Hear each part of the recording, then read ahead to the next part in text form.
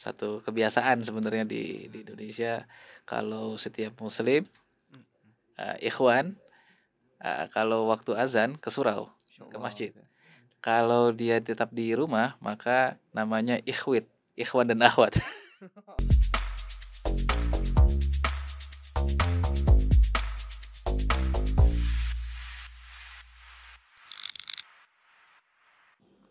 Okay, bismillahirrahmanirrahim. Assalamualaikum warahmatullahi wabarakatuh. Alhamdulillahirabbil alamin wassalatu wassalamu ala asyrafil anbiya wal mursalin wa ala alihi washabihi ajmain. Okay, insya-Allah hari ini pada 15 Mei 2023 pada hari Isnin yang sungguh mulia Ustaz insya-Allah ya. Amin.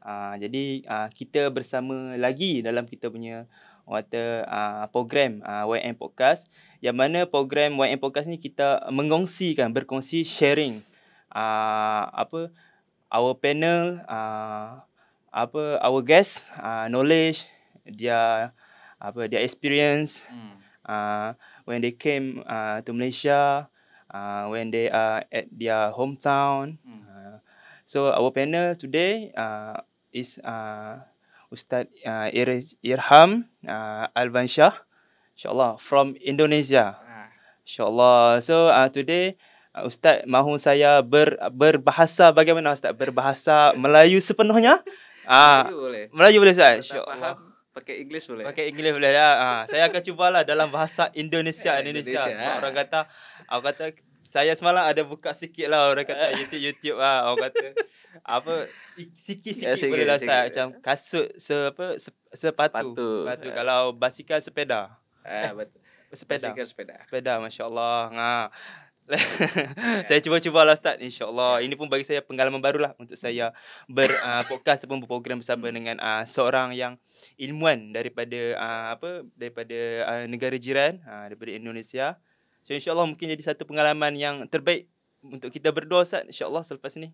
Jadi insya-Allah pada hari ni, hari Isnin ni, kita sungguh mulia kerana kehadiran seorang ilmuwan yang sungguh hebat daripada jiran kita, negara jiran kita, Ustaz Irham, untuk berkongsi tentang pengalaman, tentang orang kata ilmu-ilmu yang beliau ada, dan juga tentang kenangan Ustaz. Kenangan Ustaz berada di Malaysia hampir 10 hari Ustaz. Betul ya? Ya, hampir 10 hari lah, insya-Allah, hampir, ataupun ada 8 hari ke-9, besok 10. Esok 10, masya-Allah, 10 hari berada di Malaysia. Kita tengok apa pengalaman, apa kenangan manis. Kenangan manis Ustaz, insya-Allah, berada di Malaysia. Ustaz ada Ustaz sepenuhnya berada di kawasan sini ataupun ada keluar-keluar? Keluar, ada keluar di sekitar. Ustaz ada pergi Kuala Lumpur? Belum, pas pulang ya nanti. Pulang ni, insya-Allah. Ustaz kena pergi Kuala Lumpur. Di sana banyak bangunan-bangunan yang sungguh indah, insya-Allah. Baru ke Putrajaya ke? Putrajaya, masya-Allah, itu lagi mantap Ustaz, mantap barangkali, insya-Allah. Jadi sebelum itu orang kata kalau di Malaysia kami kalau berjumpa dengan orang yang baru kenal, kami akan akan sebut inilah, tak kenal tak sayang. Tak kenal maka tak cinta. Di Malaysia Ustaz. Kalau gitu tak sayang ke? Tak sayang Ustaz kalau di Indonesia. Tak kenal maka tak cinta. Sudah kenal, sudah kenal, nak bercinta. Itu yang bahaya Ustaz. Cinta, insya-Allah. Jadi kalau kat Malaysia ni kita pakai fasa ataupun kita pakai kata-kata kalau tak kenal maka tak cinta. Maksudnya hari ni mungkin kita boleh mulakan dengan sedikit pengenalan lah daripada Ustaz, pengenalan ringkas lah. Ustaz menetap di mana, Ustaz Ustaz berapa anak, pekerjaan Ustaz sekarang, isteri Ustaz. Mungkin Ustaz boleh perkenalkan isteri Ustaz di masyarakat Malaysia.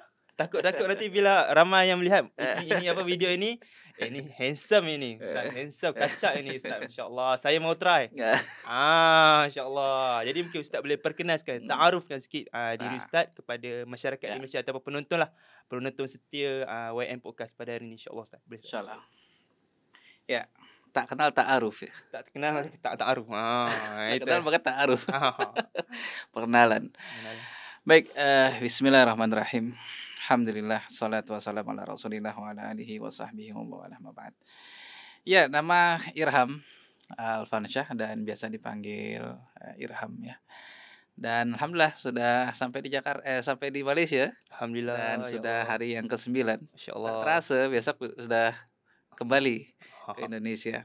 Alhamdulillah hari ini bisa berkongsi sharing terkait dengan Maghfirah dan Masya juga Allah. kisah saya. Ya, anak 5, 5. Masya istri Allah. 1. Masya Allah. Okay. Anak 5, istri 1. Yang Biasanya di pertama Malaysia orang akan sebut isteri dahulu, Ustaz. istri dulu ya. Ustaz sebut anak dahulu. Maksudnya nak tunjuk lagi banyak itu. Eh, Masya Allah. iya. Anak 5, istri 1. Anak pertama putra. Masya Allah. Sekarang kelas 1 SMA atau mungkin di sini Form senior ya, high school ya. high school. 1 senior high school first level dan sekolah di Milbos, Maghfirah Islamic Leadership Boarding School. Ya. Ya, ada Maghfirah kita.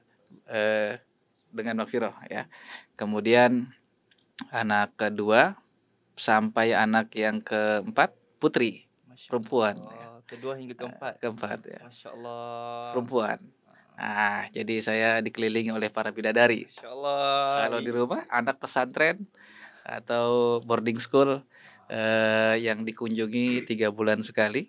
Oh, Jadi kalau di rumah saya the king, bertemu dengan para bidadari dulu, istri dan anak-anak, masya Masya Allah. Allah. Ya itu aktivitas di AGM Amal Kampung Maghfirah dan juga ya di Maghfirah ya, insya Allah. Insya Allah. Maghfirah Indonesia. Indonesia, ya Allah. Kalau di Malaysia, kalau Ustaz pernah dengar lah 10 hari 9 hari berada di Indonesia. InsyaAllah hari ini kita bersama dengan seorang kita punya panel lah. Ustaz Anwar. InsyaAllah. InsyaAllah Ustaz. Sihat, Sehat, alhamdulillah. Ahlan. InsyaAllah. Kita pun baru 5 minit Ustaz mula Ustaz. InsyaAllah. Ustaz pun orang kata belum lagi merasakan. Wah, ramai ini kalau ini tambah meriah. Tambah seria, tambah meriah. Masya-Allah. Insya-Allah kalau Ustaz maksudnya kalau Ustaz boleh berlucu-lucu jokes, kami sedia membalasnya Ustaz. Kami sedia membalasnya insya-Allah, tak ada masalah. Jadi apa kata? Kalau di Malaysia kami ada satu kata-kata ni Ustaz, tapi kata-kata orang-orang muda lah. Kata-kata orang kata jenaka ataupun jokes beras kita beli. Kalau Ustaz pernah dengar ini? Belum. Masya-Allah, masa tu kita kenalkan kepada betul. Ustaz Irham, beras kita beli. Itu orang kata kata-kata hikmah jugalah, kata-kata berharga juga. That's mean beras kita beli itu maksudnya nak menunjukkan bahawa selalu ditujukan ataupun diberikan kepada lelaki ataupun suami. Suami untuk menunjukkan bahawa beras ni orang kata the main food makanan ruji di Malaysia. Jadi nak tunjukkan beras ini kita beli, kita tu bermaksudnya suami. Beli tu maksudnya orang kata tugasan utama seorang lelaki adalah untuk menjadi ketua keluarga. So beras kita beli bermaksud suami adalah ketua keluarga lah, yang utama di dalam keluarga. Tapi isteri adalah queen. Betul. Queen of the king. Kalau suami king of the family.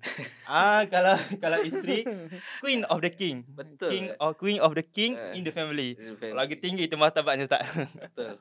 Jadi Ustaz mungkin lepas ni boleh berkongsi di Indonesia. Di Malaysia tu ada satu sahabat saya, beras kita beli. Ustaz Langsung ya. Ustaz boleh tengok itu orang Malaysia memang rajin. Udah umum ya. Itu budak-budak muda itu. Terima pada suami. Terima kepada suami. Masya-Allah. Karena saya tak paham kebiasaan di sini, jadi mungkin belum terlalu memahami kondisi. Ya, insya-Allah. Ustaz kena tengok video-video yang cerita tentang beras kita beli. Mesti Ustaz akan ketawa. Confirm Saya sendiri pun ketawa Ustaz. Ya Allah. Nanti saya coba. Masya-Allah. Jadi Ustaz, insya-Allah hari ni kita bersama-sama dengan Ustaz Anwar, kita nak dengar perkongsian ataupun kita nak dengar perkongsian daripada Ustaz lah tentang apa itu Amal Kampung Maghfirah, apa fungsinya, apa matlamatnya, apa tujuan pembinaan penubuhan, dan apa manfaat dan sumbangan Amal Kampung Maghfirah kepada masyarakat lah. Dan kemudian kita akan terus kita akan langsung terus kepada pengalaman atau kenangan ustaz di Malaysia insya-Allah. Mungkin kita akan minta ustaz berkongsi di Indonesia dahulu. Sebab di Malaysia sekarang ni kami sudah tahu beras kita beli, tak kenal bakal tak cinta. So kami mahu tahu bagaimana di Indonesia pula. Mungkin ada kata-kata yang kami tak pernah dengar, ustaz boleh kongsikan? Apa ya? Mungkin abang kata apa gitu? Apa nama tu? Makanan Indonesia yang tu. Bakso kita boleh. Bakso. Di sini enggak ada bakso. Sini Ada. ada ustaz ada. Ada ya? Ayam penyet ada. Saya belum menemukan ya. Ustaz belum cuba. Mungkin hari ni boleh cuba. Boleh coba. Ustaz hari boleh cuba, ustaz boleh cuba bawa balik ke rumah makan. Jangan. Tapi jangan bawa balik ke airport. Takut ada yang minta. Iya. Tak sampai Indonesia sudah habis di Malaysia. Habis. Insya-Allah. Jadi ustaz Minta sama petugas nanti. jangan ustaz jangan bagi sebab mereka pun tak ada ustaz. Mereka pun ada makanan. Suka-suka itu suka minta-minta bahaya Betul. insya-Allah. Jadi kita pergi ustaz kepada soalan yang pertama ustaz insya-Allah boleh ya? Boleh. Untuk semua yang baru kenal tentang Ustaz Irham, beliau seorang pengurus. Beliau seorang pengurus utama Ustaz, pengurus besar di Amal Kampung Maghfirah. Ya. Dan Amal Kampung Maghfirah ni berada di kampung Bogor. Bogor, Ya, Indonesia. So kalau siapa yang tidak tahu tentang Amal Kampung Maghfirah sebelum ini, insya-Allah pada hari ini akan tahu. Mulai tahu. Dan mungkin mulai akan WhatsApp Cari-cari cari info. ini tentang ini Amal Kampung Maghfirah. So nak tengok siapa pengurus besar, masya-Allah handsome-nya. Masya-Allah. Tapi sudah beristeri jangan cuba-cuba ya. Jangan try. Takut nanti insya-Allah. Jadi insya-Allah hari ni kita akan ke soalan yang pertama ustaz lah. InsyaAllah mungkin Ustaz boleh kongsikan kepada kami semualah, kepada kami berdua, kepada masyarakat di Malaysia, kepada penonton setia YM Podcast pada hari ini ataupun orang kata yang akan lihat lah video ni. Apa itu Amal Kampung Maghfirah? Boleh kongsikan tentang Amal Kampung Maghfirah insya-Allah. Persilakan Ustaz. Baik. Bismillah. Jadi Amal Kampung Maghfirah ini sebagaimana YM di Malaysia di sini, bahwa kita ingin coba memperbaiki kondisi umat ya melalui apa yang kita bisa. Nah, kalau di Amal Kampung Maghfirah memang banyak di pendidikan. Banyak pendidikan, jadi kita membina, mengajarkan, mendidik mereka untuk menjadi para generasi-generasi yang terbaik. Insyaallah. Makanya di sana ada sekolah-sekolah seperti pesantren ya. Kalau disebutnya pesantren, kalau sini apa namanya? Pondok ya, sama lah. Pondok ya. Pondok yang dipersiapkan untuk menjadi guru, menjadi ustadz ya. Menjadi cikgu, tapi bukan hanya cikgu pengajar umum, tapi memang ustadz ya, mengajar diniyah, agama, akhlak ya, sebagaimana akhlak Rasulullah Muhammad SAW ya, itu diajarkan. Nah, ini kita persiapkan itulah. Jadi Amal Kampung Maghfirah itu satu lembaga pendidikan dan sosial ya untuk mempersiapkan generasi-generasi terbaik umat ini ya. Nah, ini ada hubungannya dengan Maghfirah ini ya. Jadi kita bisa saling berkolaborasi, saling bersinergi. Ya, karena kan umat Islam bukan hanya di Indonesia, betul. Dan juga bukan hanya di Malaysia, tapi di seluruh dunia. Dan kita harus menjadi orang-orang yang peduli terkait dengan generasi Muslim dimanapun berada. Kalau kita di Indonesia, kita perbaiki Indonesia. Di Malaysia, perbaiki Malaysia. Nanti akhirnya kita sama-sama, insyaAllah. Niat dan tujuannya sama Ustaz, insyaAllah. Betul. Mencari pun untuk mencari keridaan Allah Ustaz. Betul, itu dia yang utama. Itu lebih utama insyaAllah. InsyaAllah. Jadi kalau tengok tadi Ustaz kata pesantren itu mungkin kata-kata baru lah, kata baru untuk orang kata penonton lah, pondok Ustaz, sekolah pondok, betul. Jadi selalunya kalau di pesantren kanak-kanaknya ataupun studentnya berapa usia Ustaz, ataupun berapa dari kalau di Ya, di sana pesantren yang sudah berdiri baru ada 3, baru ada 2, mohon maaf. Yang pertama pesantren college ya, setingkat college, kampus. Jadi namanya Sekolah Tinggi Pendidikan Islam Maghfirah, STIPI Maghfirah. Nanti sahabat di Boleh tunjukkan YM video-video. bisa coba search di IG-nya Stipi Maghfirah atau di Facebook ataupun di YouTube ya. Itu Kampung Maghfirah sudah banyak, nanti kalau search itu sudah Sudah ada semua. banyak ditunjukkan. Oh. Ada. Jadi pendidikannya Sekolah Tinggi Ilmu Pendidikan Islam. Nah, itu setingkat college. Ya. Yang kemudian mereka ini nanti yang akan menjadi guru-guru, menjadi ustadz Insyaallah. yang akan mengajarkan di sekolah Milbos. Ah. Maghfirah Islamic Leadership Boarding School. Di sana ada ya SMP itu junior high school dan SMA senior high school ya. Nah, itu yang baru berdiri. Nah, itu yang formalnya. Yang formal ya, formal, dan ada yang informal, itu untuk pendidikan orang-orang dewasa. Nah, para orang tua ya. Seperti kelas kelas orang dewasa. mengajar, betul, Ah, yang oke, mengajar langsung dari para syekh ya, Insyaallah. para asatidz yang ada di sana, termasuk Ustadz Dr. Ahmad Hatta, pimpinan Maghfirah, juga akan mengajar secara intensif. Nah, ada beberapa program tuh untuk yang informal itu bisa diikuti oleh secara umum, bukan hanya mereka yang muda tapi juga yang yang dewasa dan lansia. Nah, bisa mengikuti itu. Ustaz mengajar juga di Saya tak mengajar, tapi saya biasanya mempersiapkan Mengurus biar itu semuanya bisa berjalan dengan baik. Iya. Gitu. Masya Allah. Saya rasa kalau Ustaz mengajar, Masya Allah lagi menarik Ustaz. Insyaallah, amin. Habis. Saya mengajari yang kecil-kecil aja. Gitu saja. Mungkin Ustaz ni Ustaz apa? Mungkin Ustaz boleh mengajar di Malaysia. Online aja. Masya Allah boleh sila. Insya Allah selepas ni. Online ya. Nah, jadi adakah di IKM ataupun Amal Maghfirah hanya mengejar ilmu akhirat, ilmu pengajian Islam, ataupun ada ilmu-ilmu matematik, sains, akademik? Ya, memang yang kita fakultas yang ada, fakulti itu adalah fakulti manajemen pendidikan. Manajemen pendidikan. Jadi memang yang utama diajarkan memang materi-materi diniyah, materi keagamaan. Semester 1 mereka sudah harus bisa berbahasa Arab, karena yang masuk ke sana bukan hanya mereka dari pesantren SMP, SMA, pesantren ya. Jadi mereka sama sekali tidak memiliki latar belakang bahasa Arab.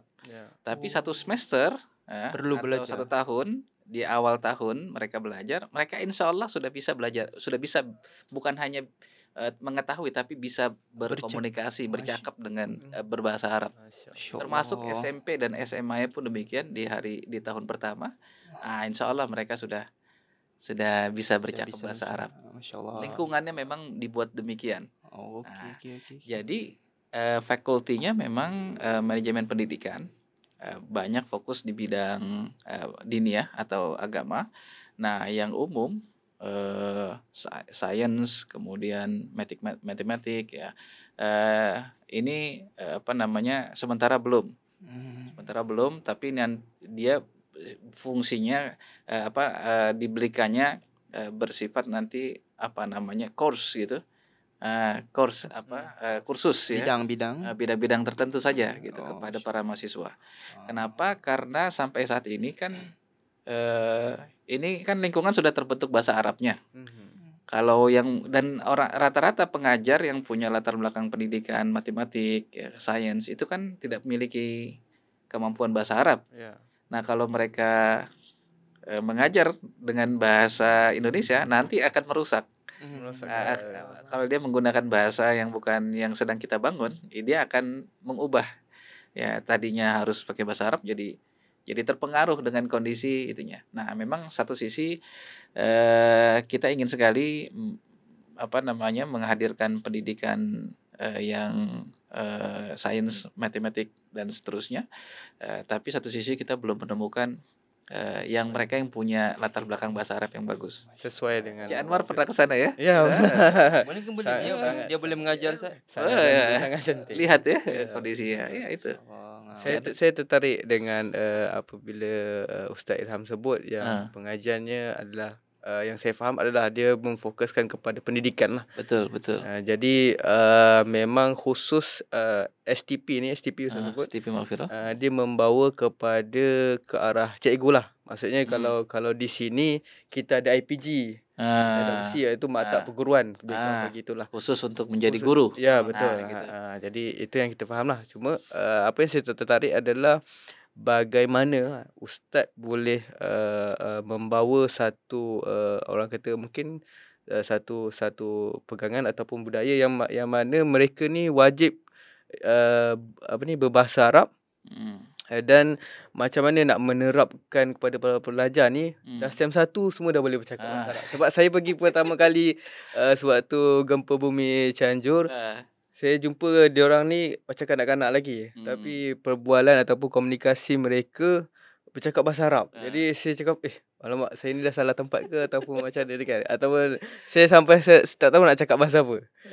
Macam tu lah. Jadi mungkin ustaz boleh bagi tips kot kepada kita di rakyat Malaysia ni, mungkin macam mana nak menerapkan para pelajar ni untuk bahasa Arab lebih fasih macam itulah. Sebab SEM 1 saja dah boleh bercakap dan berkomunikasi dengan rakan-rakan bahasa Arab. Saya ingatkan diorang selepas waktu persekolahan dah tak cakap bahasa Arab. Macam kami biasa waktu dalam kelas je lah bahasa Arab je lah. Waktu dah keluar bahasa Melayu. Jadi macam mana Kampung Makfirah, sekolah-sekolahnya, pesantrennya lakukan untuk pelajar-pelajar ni? Ya, pertama kan kita jelaskan ke mereka, pertama ketika mereka mendaftarkan diri menjadi mahasiswa STP, mereka kan sudah tahu bahwa ini adalah pesantren yang akan membuat mereka bisa berbahasa Arab. Jadi sejak awal mereka memang sudah punya pengetahuan, bersedia untuk siap belajar bahasa Arab. Nah, ini pertama kan terbuka mereka hatinya, terbuka keinginannya untuk bisa belajar bahasa Arab. Yang kedua ya akhirnya kita fasilitasi semuanya agar keinginan mereka itu tercapai.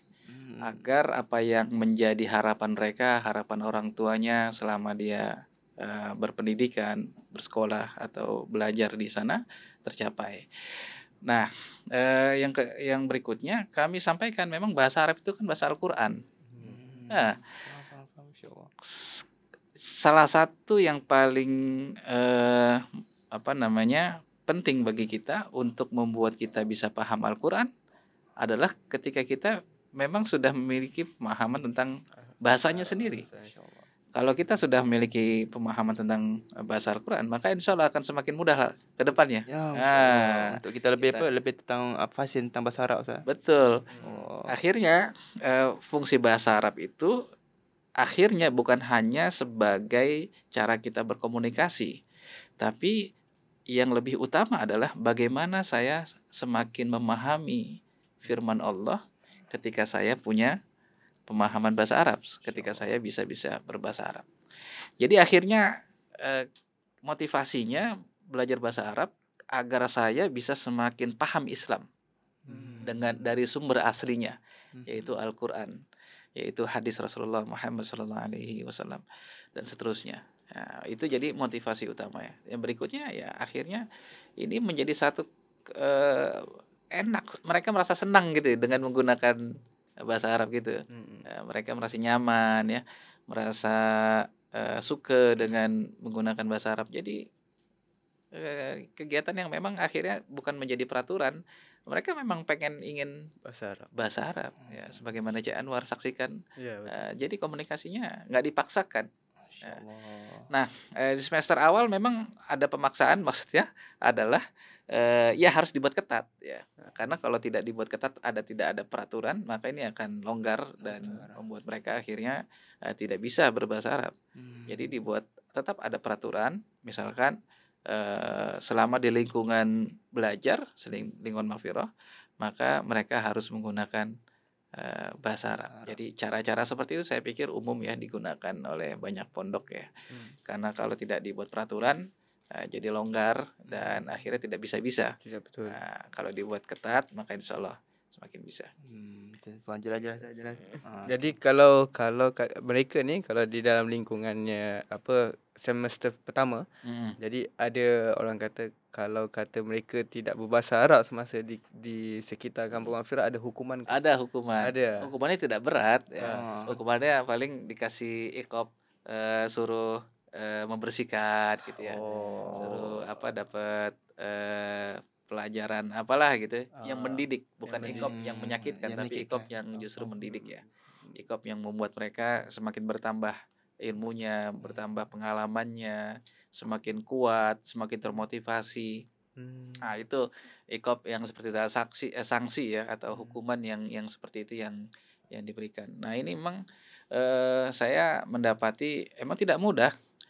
Mereka yang belum punya pengalaman bahasa Arab, misalkan dari kalau di sini kalau kita dari jurusan yang umum sama sekali yang tidak ada hubungan dengan agama, lalu dia belajar agama itu seperti berat sekali. Berat.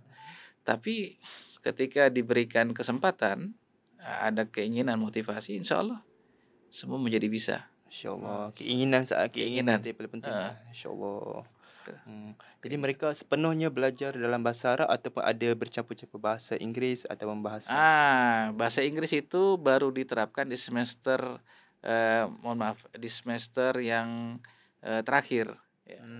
Jadi agar tidak distract ya, karena kalau bercampur bahasa Arab dengan bahasa Inggris tidak akan jadi dua-duanya. Bahasa Arab tidak bisa, bahasa Inggris tidak bisa ya. Tapi kalau dibuat bahasa Arabnya sudah bagus dulu, mereka sudah bercakap dengan bahasa Arab. Nah, kemudian nanti di semester akhir bahasa Inggris baru diberikan. Gitu. Jadi baru semester akhir baru bercakap bahasa Arab, bahasa Inggris. Bahasa Inggris Ya. Masya Allah. Saya sangat teruja bila sampai dekat Kampung Mahfirah ni. Bila dengar Ustaz Irham kata hanya dalam kira satu semester lah, semester awal dan semester akhir. Mereka boleh fasih terlalu cepat dalam berbahasa. Betul, bisa. Sebab saya pergi ke sana, mereka boleh bercakap bahasa Inggeris walaupun mereka berkata kepada saya, maaf ya, kami punya bahasa Inggerisnya kurang ni. Tapi mereka punya bahasa Inggeris lebih baik daripada kami. Masya-Allah. Jadi memang saya memang betul-betul teruja dan ingin tahu betul-betul macam mana penerapannya kan. Mungkin budaya di sekitarnya kayak gitu kan. Jadi memang saya rasa kalau rakyat Malaysia nak ke sana macam mana Ustaz? Boleh Ustaz? Boleh lah. Boleh lah. Kita kan bersahabat, tetangga sahabat. Jadi kalau macam rakyat Malaysia atau pelajar-pelajar Malaysia ingin menyambung ke STP ataupun Milbos, akan dia boleh terbuka ataupun hanya di Indonesia. Yang sekolah di sana khususnya di Milbos ada dari Malaysia juga yang sekolah di sana. Kalau tidak salah di tahun yang lalu juga ada dari Singapura yang juga belajar di Milbos.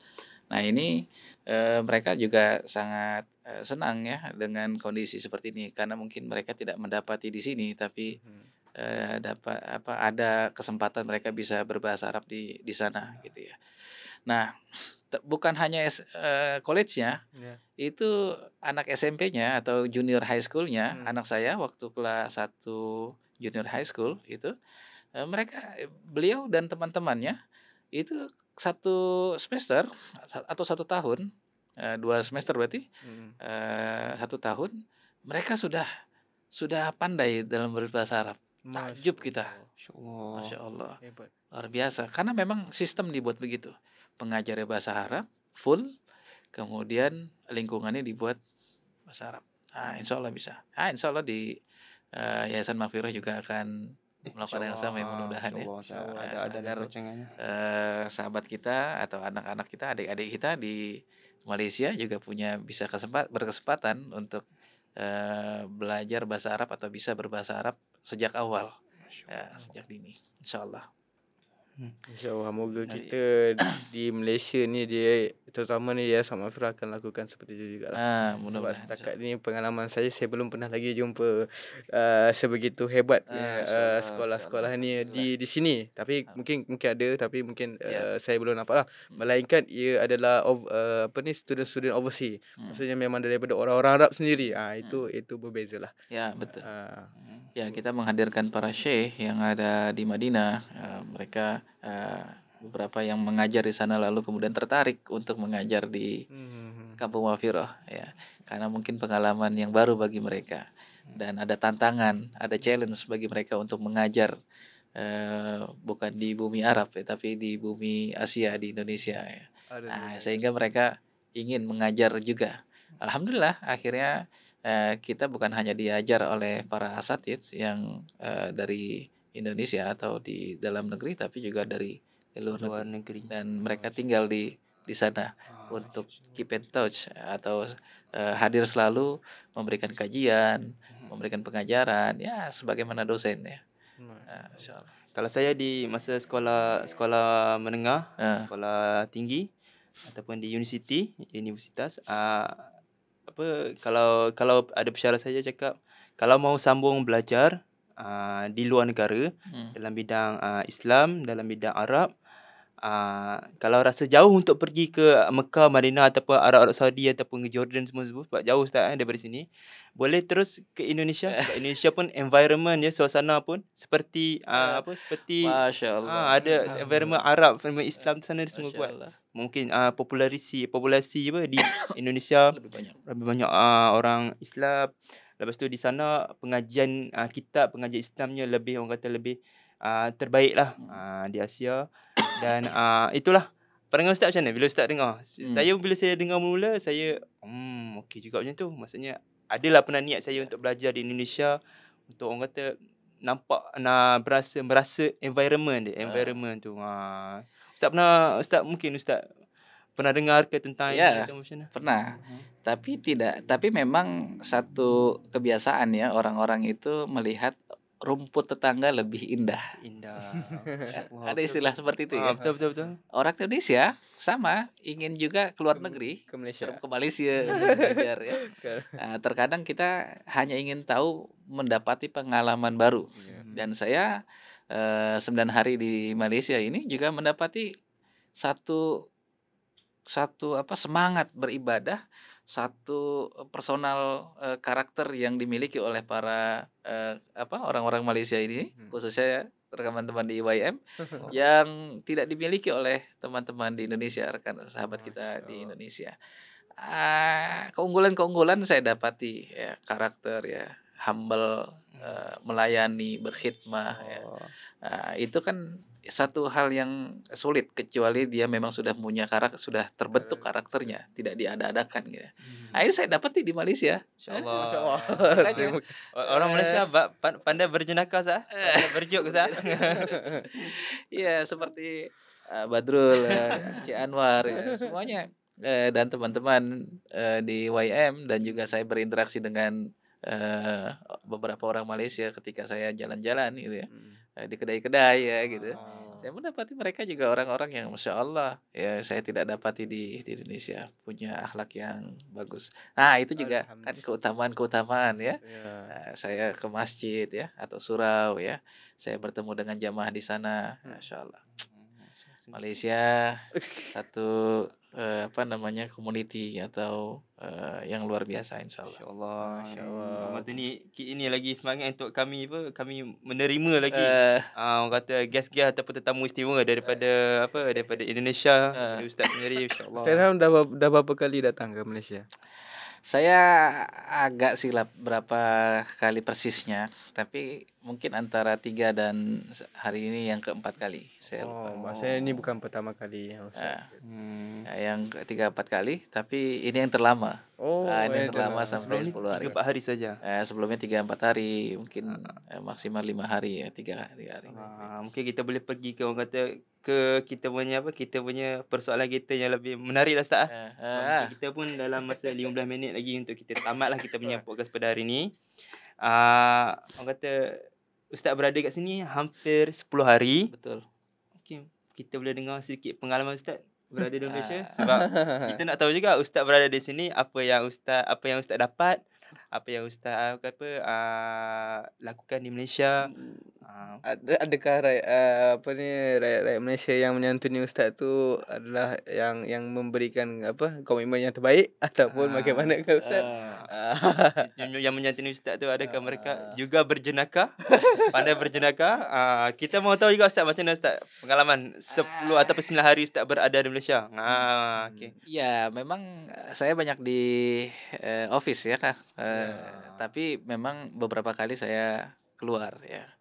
Dan ketika keluar saya bertemu, melihat bagaimana orang-orang Malaysia, khususnya ketika saya ke surau. Karena saya setiap waktu dari tempat penginapan di dekat office ini selalu ke surau ya. 4 menit menuju surau ya, lumayan. Tapi ini apa namanya, satu kebiasaan sebenarnya di Indonesia. Kalau setiap muslim ikhwan, kalau waktu azan ke surau, ke masjid. Kalau dia tetap di rumah, maka namanya ikhwit, ikhwan dan akhwat. Bergabung. Ya, bergabung gitu. Okey. Jadi memang kalau ikhwan itu atau laki-laki muslim, dia harus ke surau. Kalau waktu sholat fardu, sholat wajib, dia harus ke masjid. Nah, kalau di rumah istrinya bisa, ayo masjid, ayo, ya, gitu. Menyuruh dia. Menyuruh ke masjid, mengingatkan suaminya untuk segera ke masjid. Ya, saya melihat karena saya seringnya lebih ke surau, ya mereka alhamdulillah, masya Allah, luar biasa ya. Saya datang ke sana, ya mereka bersalaman, ya kemudian dengan senyum, ya. Seakan-akan saya bukan orang asing, ya. Seakan-akan saya bagian daripada mereka. Dan saya tahu bahwa saya mungkin karena jamaah, mereka kan sering bertemu dengan jamaahnya ya. Pasti ketika saya datang pada kemarin, mereka lihat saya orang baru gitu. Tapi mereka anggap saya bagian dari mereka. Nah, termasuk ketika saya juga jalan ke makan di kedai, mereka juga welcome ya. Emang kesulitannya bahasa, terkadang suka kurang paham ya. Khawatir kita dia tidak memahami, akhirnya kita jadi sedikit bicara, sedikit cakap gitu.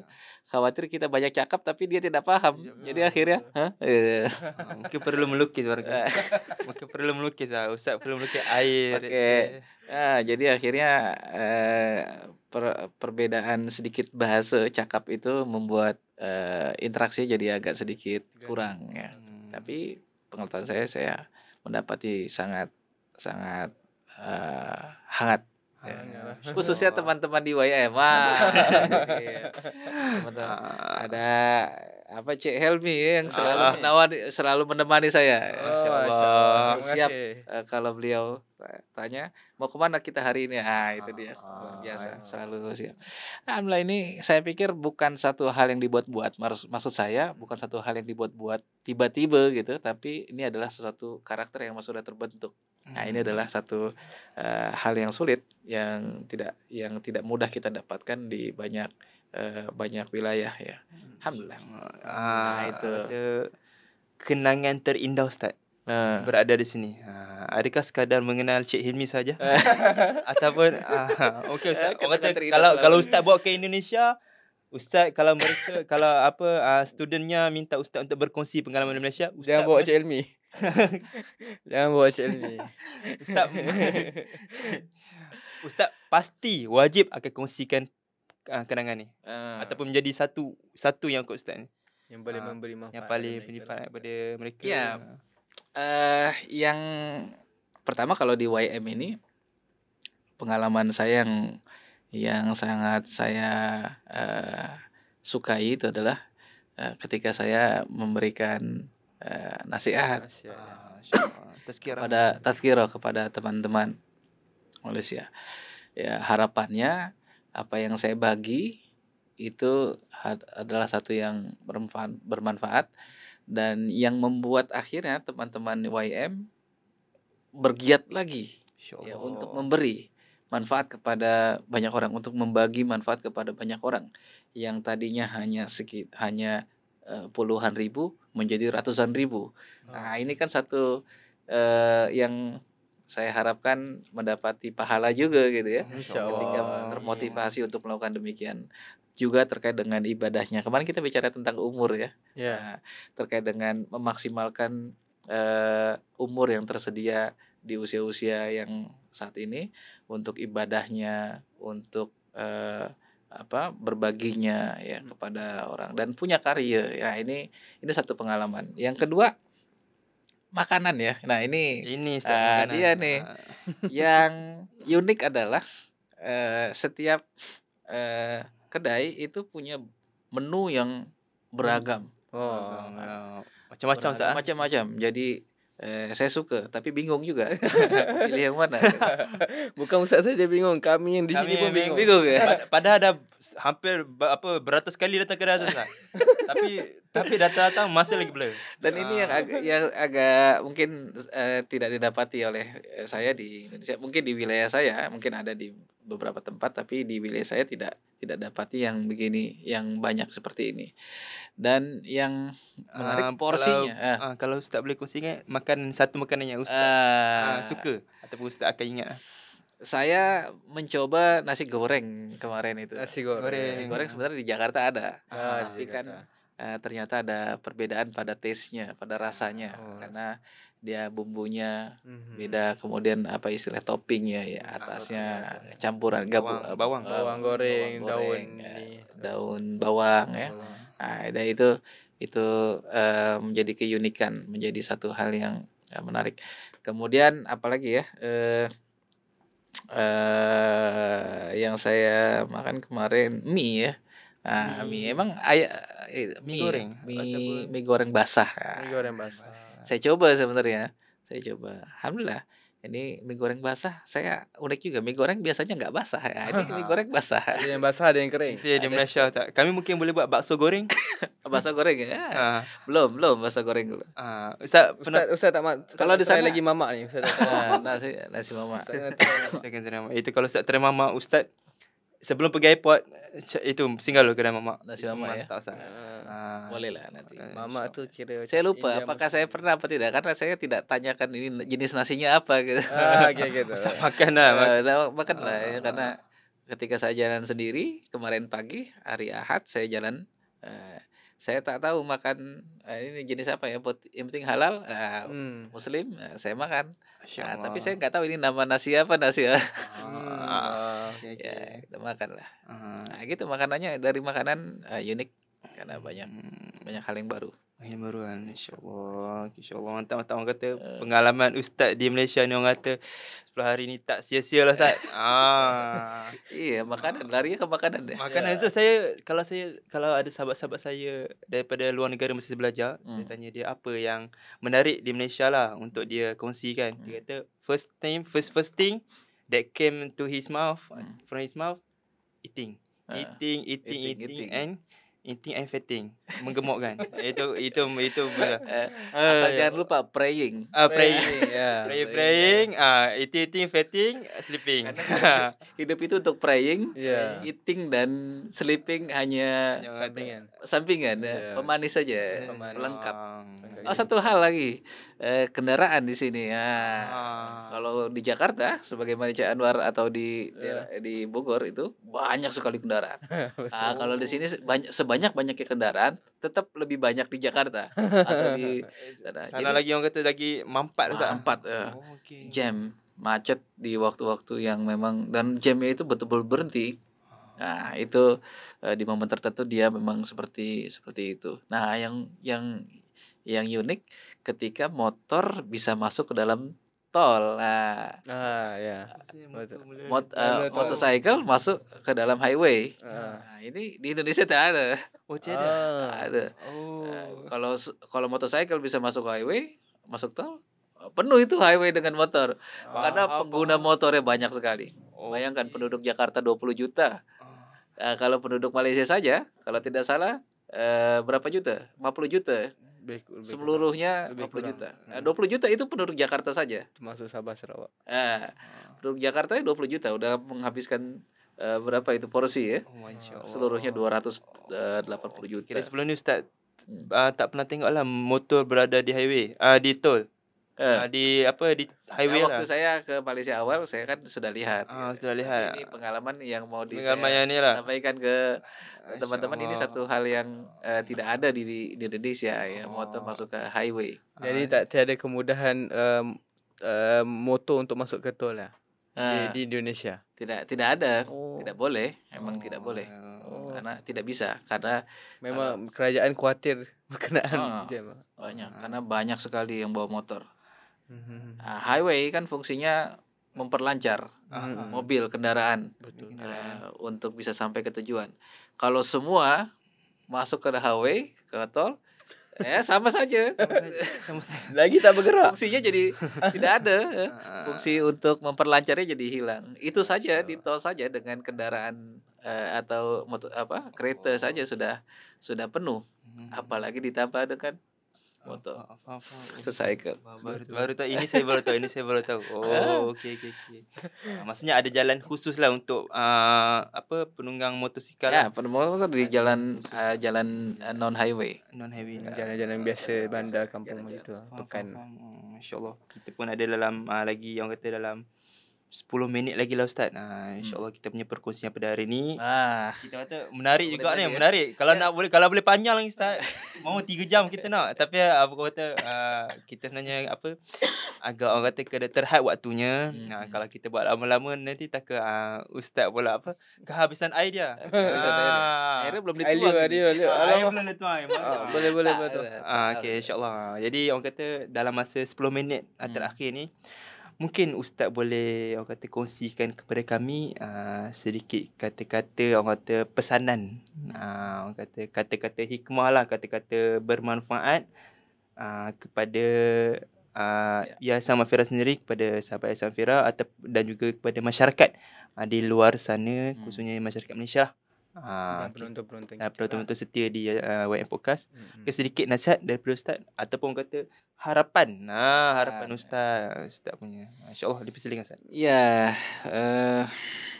Maghfirah itu sebagaimana YM di sini dan secara umum kita sebagai muslim itu kan ingin sekali berkehidupan yang lebih baik ya. Dan berkehidupan yang lebih baik itu kan bersumber dari karakter orang masing-masing ya. Satu negara akan harmonis kalau setiap warga negaranya punya karakter yang baik, yang soleh, yang enak gitu ya.